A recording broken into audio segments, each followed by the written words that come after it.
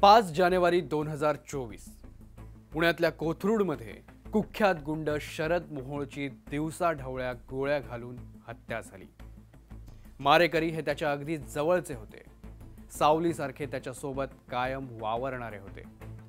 यातला मुन्ना पोळेकर ज्यानं मोहोळवर गोळ्या झाडल्या तोच मुख्य आरोपी असा सगळ्यांचा समज होता। पण या हत्याकांडात आता एक नवं नाव समोर आलंय। हे नाव पुण्याला आणि पुण्याच्या गुन्हेगारी जगाला नवं नाही, ते नाव आहे कुख्यात गुंड विठ्ठल शेलार याचं।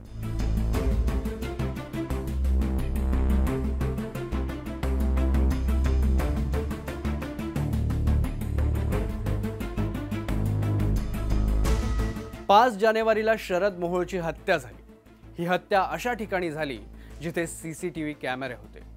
ठरवून त्याची हत्या सीसीटीव्ही कॅमेऱ्यासमोर करण्यात आली।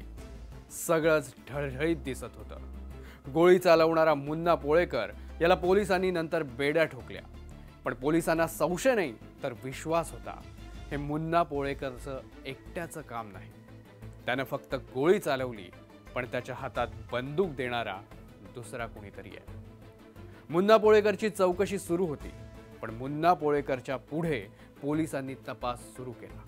हत्येच्या दुसऱ्याच दिवशी गुन्हे शाखेचे सहाय्यक आयुक्त सतीश गोवेकरांनी विठ्ठल शेलारला चौकशीसाठी बोलवलं। त्याला कारणही होतं। मोहोळ शेलार गँग वॉर सुरू असायचं। मोहोळ आणि शेलार गँगमधलं वैर सगळ्यांनाच माहीत होतं, म्हणूनच विठ्ठल शेलारची चौकशी झाली। चौकशीनंतर शेलारनं पोलीस स्टेशन सोडलं, पण पोलिसांच्या डोक्यातून मात्र तो जात नव्हता। चौकशीत पोलिसांना आणखी काही धागेदोरे हाती लागले आणि त्यांचा संशय वाढला। पोलिसांना हवं ते हाती लागताच विठ्ठल शेलारचा शोध सुरू झाला। नवी मुंबईतल्या एका फार्म हाऊसवर विठ्ठल शेलार असल्याचं कळताच पोलिसांचा ताफा फार्म हाऊसवर पोहोचला।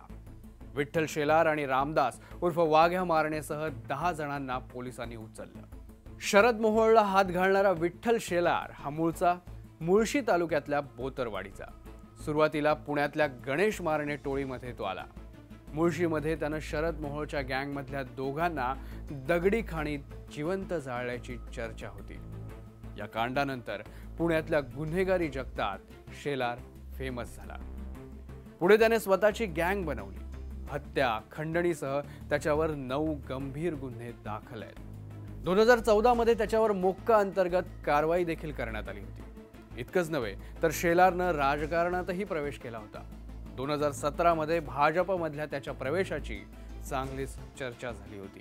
6 महिन्यांपूर्वी हाच विठ्ठल शेलार शरद मोहोळच्या गँगनं केलेल्या हल्ल्यात थोडक्यात बचावला होता। शहरातल्या राधा चौकात दोन्ही टोळ्या समोरासमोर आल्या। याच हल्ल्याचा बदला घेण्याच्या उद्देशानंच शरद मोहोळचा खून विठ्ठल शेलारनंच केल्याचा पोलिसांचा दाट संशय आहे। एकाला संपून दुसरा दादा होतो आणि त्याला संपून नवा शरद मोहोळ जन्माला येतो, मग तोही संपतो।